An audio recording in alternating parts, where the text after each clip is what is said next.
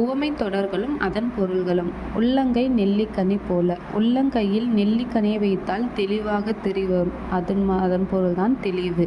இரண்டாவது, காக்கை உட்கார பனம்பழம் விழுந்தது போல. அதாவது ஒரு மரத்தில் எதிர்ச்சியாக ஒரு காக்கை வந்து உட்காரும், அப்போது பனம்பழம் கீழே வரும். ஸோ அது வந்து தற்செயலாக ஒரு நிகழ்வு.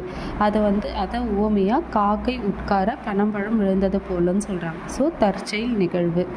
மூன்றாவது, கிணறு வெட்ட பூதம் கிளம்பியது போல. இது வந்து எதிர்பாரா நிகழ்வு. என்னென்னா, பூதம் அப்படிங்கிறது இங்கே பேய் பிசாசு அதெல்லாம் சொல்கிறது கிடையாது. பஞ்சபூதங்கள். நம்ம பஞ்சபூதங்கள் எப்படி அதாவது நிலத்தின் அடியில் இருக்குமோ அது வெட்டும்போது அதில் இருக்க ஒன்றா வந்து தெரியும். அதுதான் கிணறு வெட்ட பூதம் கிளம்பியது போலன்னு சொல்கிறாங்க. ஸோ எதிர்பாரா நிகழ்வு. பசுமரத்தாணி போல.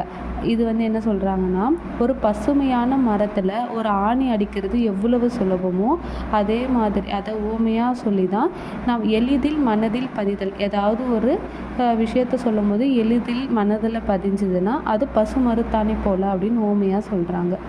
ஐந்தாவது, நெல்லிக்காய் மூட்டை கொட்டினார் போல.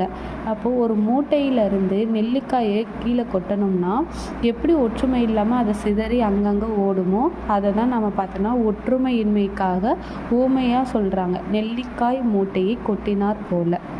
தேங்க்யூ. Subscribe my channel.